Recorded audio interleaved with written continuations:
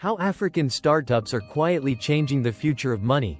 Busy streets, markets, mobile phones everywhere. Imagine you've never had a bank account. No savings. No loans. No way to send money to your family in another town without handing cash to a stranger on a bus. That was the reality for more than 400 million people across Africa. But in the last decade, something remarkable happened.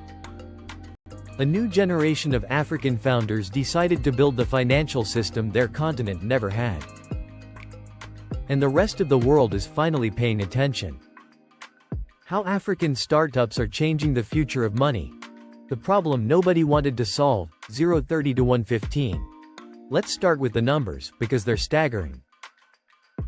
As of 2023, more than 350 million adults in Sub-Saharan Africa had no bank account. That's not because they don't have money, it's because the system was never built for them. Banks required paperwork most people didn't have.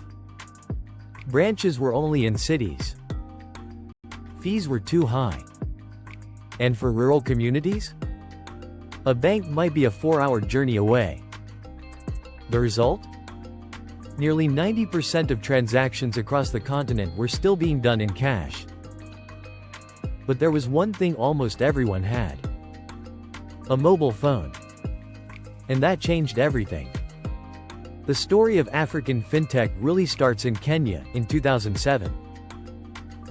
Safaricom launched M-Pesa, a service that let people send and receive money using nothing but a basic phone and a text message. No bank account needed. No paperwork. No branch. Just a phone number. By 2023, M-Pesa had 51 million active users, processing transactions worth more than $50 billion a year, nearly a quarter of Kenya's entire GDP. M-Pesa didn't just move money. It proved a concept. Africa didn't need to copy the West's financial system. It could build something better. M-Pesa opened the door. And a new generation of startups ran through it.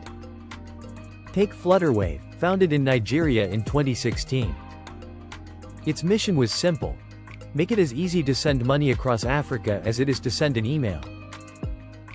Because before Flutterwave, a business in Lagos trying to pay a supplier in Nairobi had to navigate multiple currencies, multiple banks, and multiple days of delays.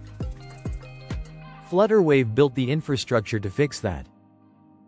Today it's Africa's most valuable fintech company, valued at $3 billion, with operations in over 30 countries. Then there's Moniepoint. While Flutterwave was building global bridges, Moniepoint went deep into Nigeria's streets. They put point-of-sale terminals into the hands of small business owners, market traders, salon owners, mechanics, people who had never touched a bank terminal before. Today Moniepoint serves more than 10 million businesses and individuals, processing over 1 billion transactions every single month. In late 2024, it joined the exclusive club of African fintech unicorns, companies worth more than $1 billion.